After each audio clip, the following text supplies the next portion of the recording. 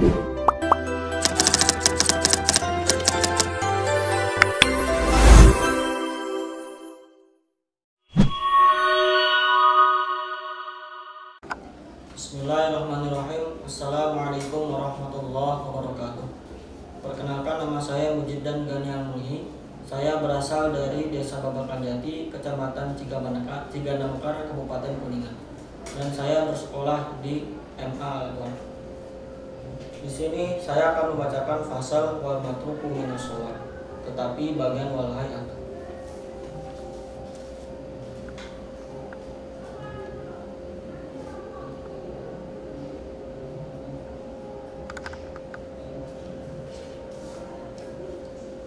Bismillahirrahmanirrahim. Qala al-musannif rahimahullahu ta'ala wa nafa'na bihi wa bi ulumihi fid dharain.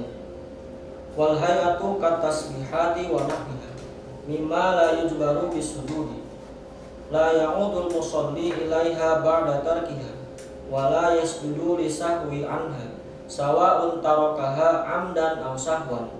Wa idza syakka al-musalli fi 'adadi ma ata bihi min ar-raka'ati kaman syaka al sholat talatan aw arba'an bana ala yamini wa huwa al-aqall katalatati fi hadal mithali wa ata bi raqatin wa sajada li sahwi wa la yanfa'uhu ghalabatu dhanni annahu shalla arba'an wa la ya'malu bi qawli ghairihi lahu annahu shalla arba'an walau balagha dhalika al-qailu adada tawatur wa sujudu sahwi sunnatun kama sabaqa wa mahalluhu qabla salami fa in sallama al-musalli 'amidan 'aliman bisahwi aw nasiyan wa tala al-faslu 'urfan fata mahalluhu wa in qasara al-faslu 'urfan lam yafut wa hina idzin falahu as-sujudu wa tarku.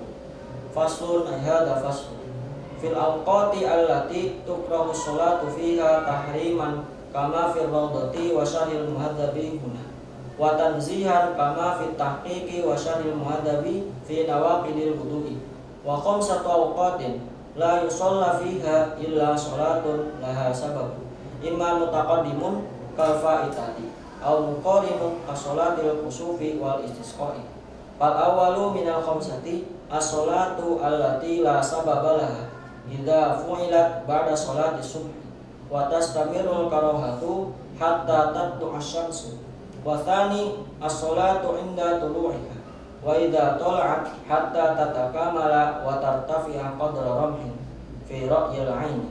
Wa tsalitsu as-sholatu idza stawat hatta tazula an wasatis sama. Wa istasna min dzalika yaumul jumu'ati fala tukrahu sholatu fihi waqtal istiwa wa kadza haramu makkah al-masjidu wa ghairuhu fala tukrahu sholatu fihi fi hadhil awqati kulliha sawa'un shalla sunnatat tawafi aw ghairuha. War rabi'u ba'da sholatil 'ashr hatta taghruba asy-syams wal khamisu 'inda ghurub asy-syams idza danat lil ghurubi hatta yatakamala ghurub. Adapun sunnah hayah seperti membaca tasbih dan semacamnya berupa perkara yang tidak bisa diganti dengan sujud, itu seorang musolli tidak diperkenankan untuk kembali melakukan sunnah hayah setelah meninggalkannya, dan juga tidak diperkenankan sujud sahwi, baik dia meninggalkannya secara sengaja ataupun lupa. Dan apabila seorang musolli ragu dalam jumlah rakaat yang telah dia kerjakan, seperti seseorang yang ragu apakah dia telah melakukan sholat sebanyak 3 rakaat ataupun 4 rakaat, maka dia harus berpacu pada keyakinan, yaitu rakaat yang paling sedikit, seperti 3 rakaat di dalam contoh tadi, dan menambahkan 1 rakaat, dan sunnah baginya melakukan sujud sahwi. Adapun kuatnya prasangka bahwasanya dia telah melakukan sholat sebanyak 4 rakaat, itu tidak dapat mempengaruhi keyakinan.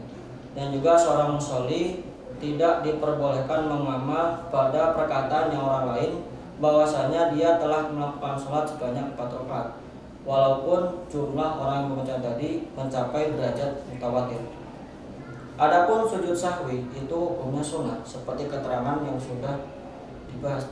Adapun kesunahan melakukan sujud sahwi itu sebelum salam.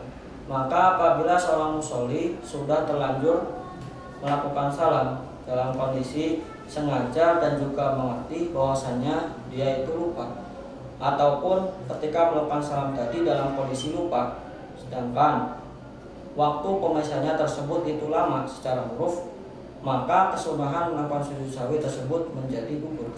Dan apabila waktu pemisah tadi itu sebentar secara huruf, maka kesunahan melakukan sujud sahwi tidaklah gugur.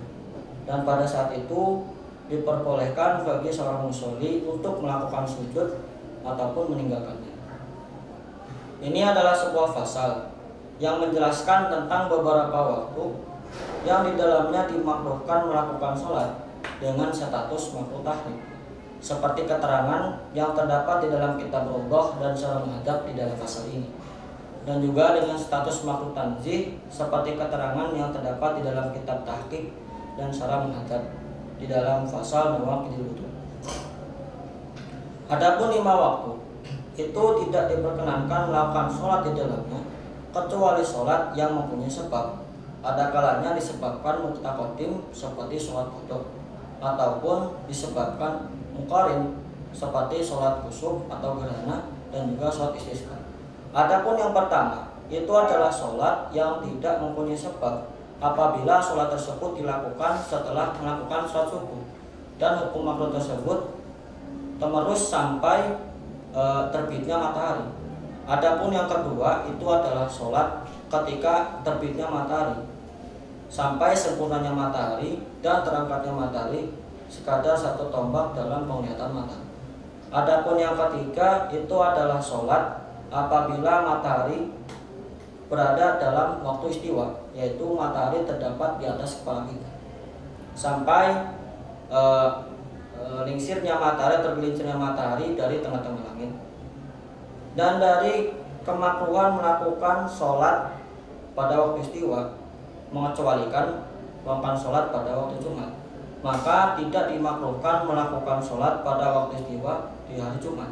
Begitu juga tanah haram Mekah berupa masjid dan selainnya, maka tidak dimakruhkan melakukan keseluruhan waktu di tanah haram, baik di masjid ataupun selainnya, baik sholat sunat tawaf ataupun selainnya. Adapun yang keempat itu setelah melakukan sholat asar sampai terbenamnya matahari.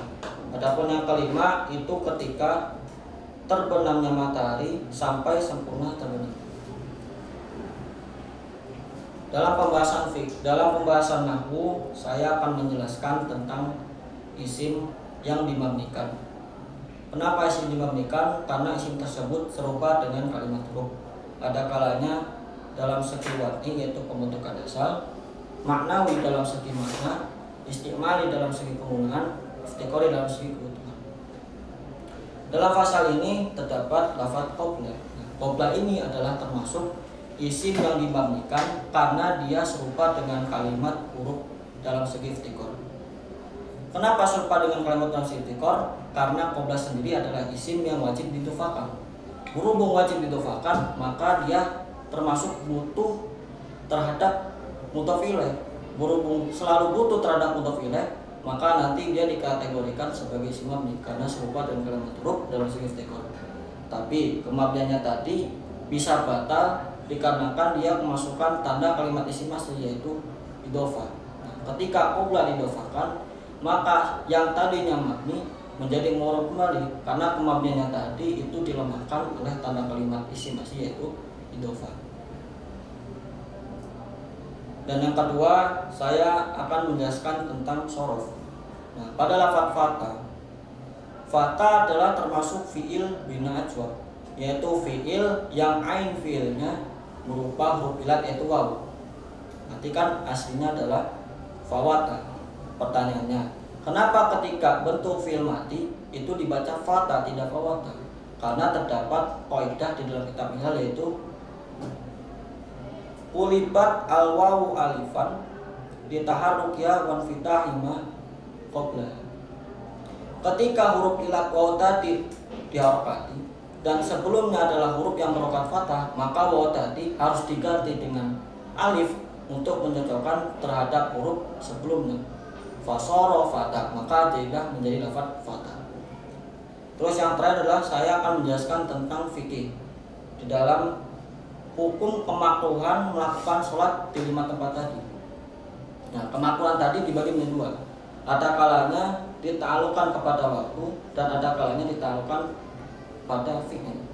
Yang ditaklukkan kepada waktu, kemakruhan tadi itu disebabkan memang pada waktunya. Contoh seperti melakukan sholat pada waktu istiwa. Nah, kemakruhannya tadi memang ditaklukkan kepada waktunya, bukan karena pekerjaannya. Kedua yaitu yang kemakruhannya tadi ditaklukkan kepada fi'il. Adanya kemakruhan tadi memang karena adanya seorang tadi telah melakukan sholat, seperti melakukan sholat setelah melakukan sholat asar. Adanya kemakruhan tadi memang ketika dia telah melakukan sholat asar. Ketika dia belum melakukan sholat asar, maka hukum makruhnya tidak berlangsung karena dia bertakluk pada fi'il. Mungkin cukup sekian dari saya. Wallahu a'lam. Wabillahi taufiq wal hidayah. Assalamualaikum.